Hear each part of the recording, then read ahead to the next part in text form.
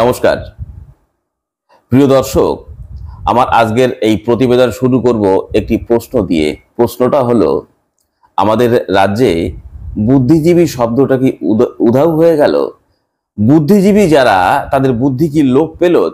তাদেরকে বুদ্ধি শূন্য হয়ে গেল, নাকি সেই সমস্ত বুদ্ধিজীবীদের বুদ্ধিটার মৃত্যু হলো? কোনটা হলো? এই প্রশ্ন দিয়ে শুরু করলাম। আর এই প্রশ্নের উত্তর যদি আপনাদের কারোর জানা থাকে, দয়া করে এই প্রতিবেদনের কমেন্ট বক্সে আপনাদের উত্তরটা আমাকে জানাবেন, আমি সমৃদ্ধ হব।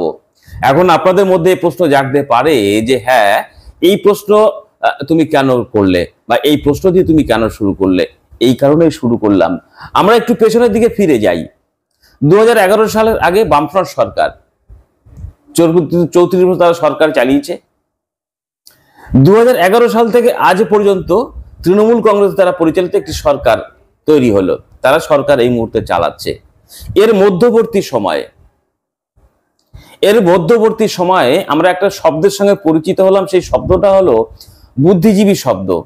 এই সময়ে, এই 11 সালের আগে, 11 সালের পর, এই মাঝামাঝি সময়ে এই বুদ্ধিজীবী শব্দটার প্রচারটা প্রচুর পরিমাণে তৈরি হলো, বহু প্রচার পেল।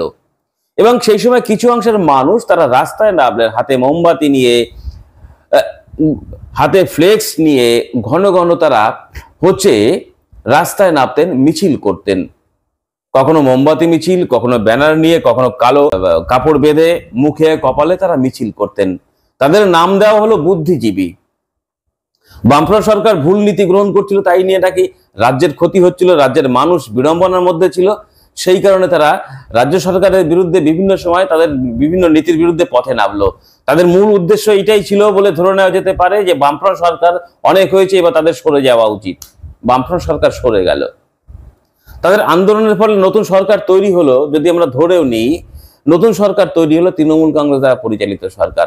আর তৃণমূল কংগ্রেস দ্বারা পরিচালিত সরকার, তার প্রধান সাফল্যের প্রধান কারণ এবং ক্ষমতায় তারা এলো প্রধানত ওই সিঙ্গুরের টাটা কারখানার বিরুদ্ধে যে আন্দোলন করছিলেন মমতা ব্যানার্জির নেতৃত্বে তৃণমূল কংগ্রেস, সেখানে বিজেপি সহ একাধিক অতি বামপন্থী বলেন, কংগ্রেসরা বলেন, তারা তাদেরকে সহযোগিতা করলো, অক্সিজেন জুগিয়েছিল সেই সময় এই আন্দোলন। এই বুদ্ধিজীবীদের আন্দোলনগুলো কিন্তু মমতা ব্যানার্জির আন্দোলনকে বহুল অংশে অক্সিজেন জুগিয়েছিল, যার ফলে মমতা ব্যানার্জির উত্থান, মমতা ব্যানার্জির সরকার তৈরি হলো। বুদ্ধিজীবীরা আস্তে আস্তে ঘরে ঢুকে গেল, আর বুদ্ধিজীবীদের রাস্তায় দেখা যাচ্ছে না।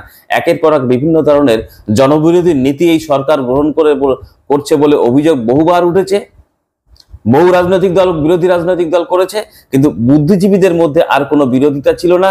বুদ্ধিজীবীদের মধ্যে আর কোনো বুদ্ধির প্রকাশ আমরা সেইভাবে দেখতে পাইনি। কখনো কখনো কোনো বুদ্ধিজীবী হিসেবে যারা পরিচিত হয়েছেন তারা বলেছিলেন এখনো সেরকম পরিস্থিতি তৈরি হয়নি যে বুদ্ধিজীবীদের রাস্তায় নামতে হবে। কেউ কেউ বললেন, কেউ বলে দেবে আমি কখন রাস্তায় নামবো, কে বলে দেবে? না, কেউ বলে দেবে না। আপনাদের রাস্তায় নামা দরকার ছিল।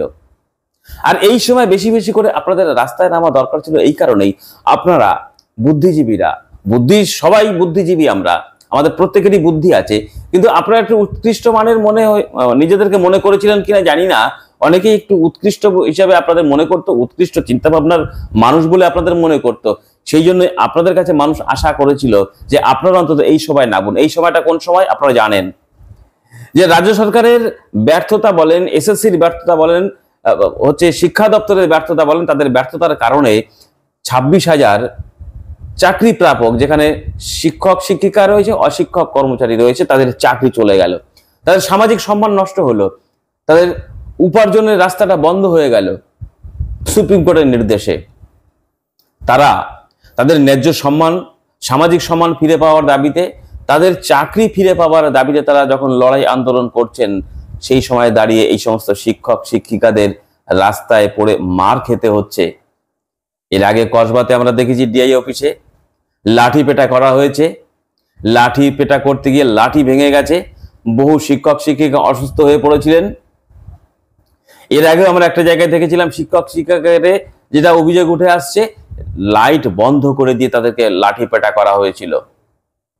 আমরা সাম্প্রতিক সময় যেটা দেখলাম, ওই যে বিকাশ ভবনের সামনে শিক্ষক শিক্ষিকারা ন্যায্য দাবিতে আন্দোলন করছেন, সামাজিক সম্মান ফিরে পাওয়ার দাবিতে আন্দোলন করছেন। তারা একটা কথা বলছেন, আমরা যোগ্যতার প্রমাণ দিয়ে চাকরি পেয়েছি, আমরা কেন আবার দ্বিতীয়বার পরীক্ষা দেব? আমরা কোনো পরীক্ষায় বসবো না, আমাদের চাকরি ফিরিয়ে দিতে হবে, সেই দাবিতে আন্দোলন করছেন বিকাশ ভবনের সামনে। সেই সময় তাদেরকে লাঠিপেটা করা হলো পুলিশের পক্ষ থেকে। আর এই পুলিশের পক্ষ থেকে লাঠিপেটা করা হলো কাদের? শিক্ষক শিক্ষিকা অশিক্ষক কর্মচারীদের। আজকে আমার পুলিশ বন্ধুদের কাছে প্রশ্ন, আপনি তো কোনো শিক্ষক বা শিক্ষিকার কাছে স্কুলে গিয়ে শিক্ষা লাভ করেছিলেন, যার ফলে আপনি মানুষের মতো মানুষ হয়ে একটি চাকরি পেয়েছেন, আপনি আজকে সেই শিক্ষক শিক্ষিকাকে পেটালেন? আপনার হাত কাঁপলো না ওই শিক্ষক মহাশয়কে পেটাতে গিয়ে? ওই পুলিশ কর্মী যিনি শিক্ষককে মারলেন, ওই পুলিশ কর্মীর লাঠি গিয়ে পড়লো একজন শিক্ষকের মাথায়, মাথা ফেটে রক্ত বেরোলো। ওই পুলিশ কর্মী মারলেন একজন শিক্ষককে যার চোখ নষ্ট হয়ে যাওয়ার উপক্রম। ওই শিক্ষক শিক্ষিকাকে মারলেন একজন শিক্ষিকার পা ভেঙে গেছে। মারলেন কার কারণে? এই পুলিশ বন্ধুদের কারণে। পুলিশ বন্ধুরা স্কুল কলেজে শিক্ষা গ্রহণ করেছিলেন এইসব শিক্ষক শিক্ষিকার কাছেই, তাদেরকে মার খেতে হচ্ছে রাস্তায় পড়ে পড়ে। এরপরেও বুদ্ধিজীবীরা বলবেন এখনো সময় হয়নি, নাকি সত্যি সত্যি বুদ্ধিজীবীদের ওই বুদ্ধি নামক সত্তাটির মৃত্যু হলো?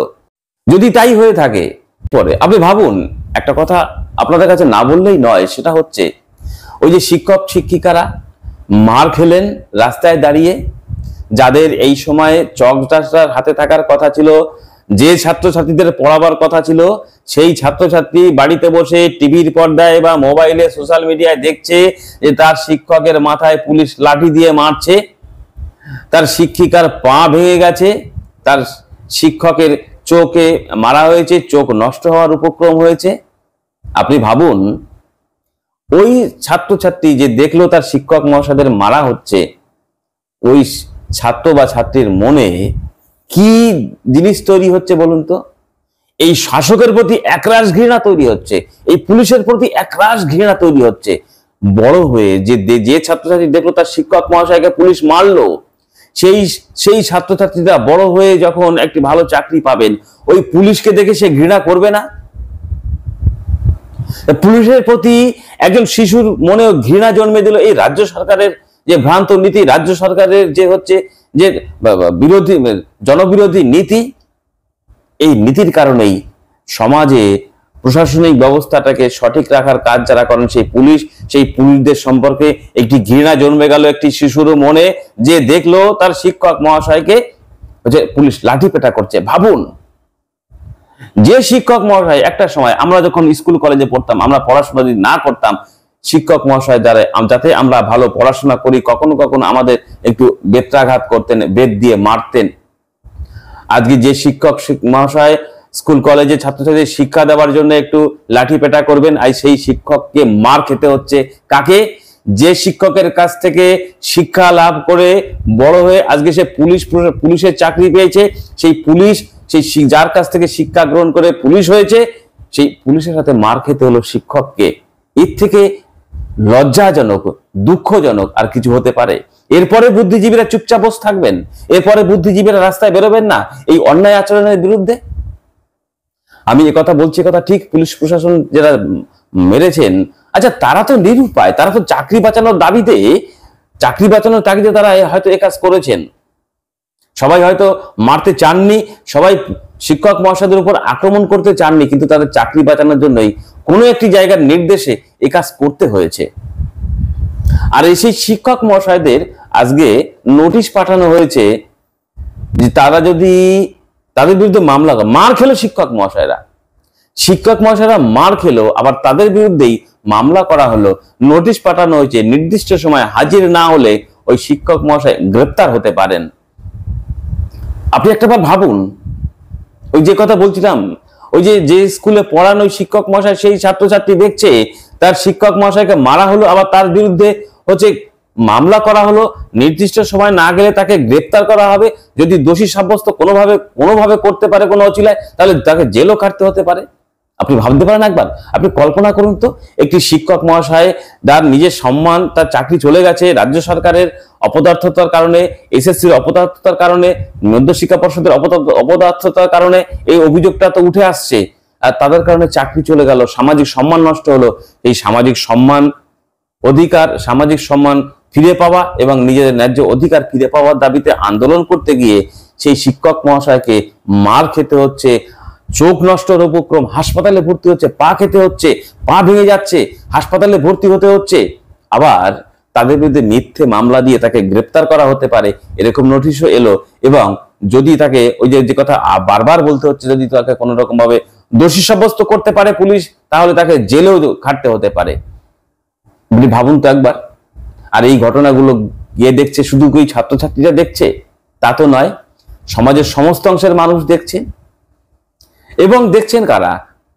ওই শিক্ষক, শিক্ষিকা, অশিক্ষক, কর্মচারী, তাদের ঘরে যদি একটু শিশু সন্তান থাকে, সে দেখছে টিভির পর্দায় বা মোবাইলে তার বাবা বা তার মাকে মারা হচ্ছে, তার বাবা বা মায়ের কারোর মায়ের পা ভেঙে গেল, ওই শিশু তার বাবার মাথায় পুলিশের আঘাতের কারণে মাথা ফেটে রক্ত বেরোলো। কারোর সন্তান, মা বাবা দেখছে তার সন্তান চাকরি ফিরে পাওয়ার দাবিতে, সম্মান ফিরে পাওয়ার দাবিতে বিকাশ ভবনে আন্দোলন করতে গিয়ে তার সন্তানের মাথা ফাটলো, তার সন্তানের চোখে আঘাত লাগলো, তার সন্তানের পা ভাঙলো, হাসপাতালে ভর্তি হতে হলো। বয়স্ক বৃদ্ধ বাবা মা যদি থাকে, তাকেও দেখতে হচ্ছে এই কথা। আপনি একবার ভাবুন। সেই কারণে আমি আবার এই প্রশ্নটা করছি, বুদ্ধিজীবীরা কোথায় গেলেন? বুদ্ধিজীবীরা কি সব তাদের বুদ্ধি লোপ পেয়ে গেল? তাদের বুদ্ধি নামক যে সত্তাটি তার মৃত্যু হলো? নাকি বুদ্ধিজীবীরা কোনো একটি জায়গা থেকে ট্যাবলেট খেয়ে পেটে ভরে, নাকি তাদের পেট ভরে গেছে আর দরকার নেই? নাকি এই বুদ্ধিজীবী নামক যে মানুষগুলো, তাদের চোখে আর এই অন্যায় ধরা পড়ছে না? যদি অন্যায় ধরা পড়ে, যদি বুদ্ধিজীবীদের বুদ্ধি নামক যে সত্তাটি তার যদি মৃত্যু না হয়, বুদ্ধি যদি লোপ না পেয়ে থাকে, বুদ্ধিজীবী নামক যে মানুষগুলো রাস্তায় বেরিয়েছিলেন 2011 এই মধ্যবর্তী সময়ে, সেই সমস্ত বুদ্ধিজীবী যারা এখনো অবধি আছেন, তারা রাস্তায় নামুন। শিক্ষক শিক্ষিকাদের সম্মান রক্ষার স্বার্থে অন্ততপক্ষে তারা রাস্তায় নামুন। সমাজটাকে অন্ততপক্ষে বাঁচাবার একটি রাস্তা আপনারা দেখান। এইটাই হচ্ছে আমাদের বুদ্ধিজীবীদের কাছে আমার অনুরোধ, এবং আমাদের দর্শক বন্ধু তাদের কাছে অনুরোধ, যদি আপনার মনে হয় এই প্রতিবেদনটি বুদ্ধিজীবী সহ সমাজের সমস্ত অংশের মানুষের কাছে পৌঁছে যাওয়া প্রয়োজন, এই প্রতিবেদনটিকে শেয়ার করুন। এবং আমাদের প্রতিবেদন, আমাদের কাজকর্ম যদি ভালো লেগে থাকে, তাহলে আমাদের চ্যানেলটিকে সাবস্ক্রাইব করে আমাদের সঙ্গে যুক্ত থেকে আমাদেরকে এগিয়ে যেতে সহায়তা করবেন। দেখা হবে আরেকটি প্রতিবেদনের সঙ্গে। ততক্ষণ ভালো থাকুন, সুস্থ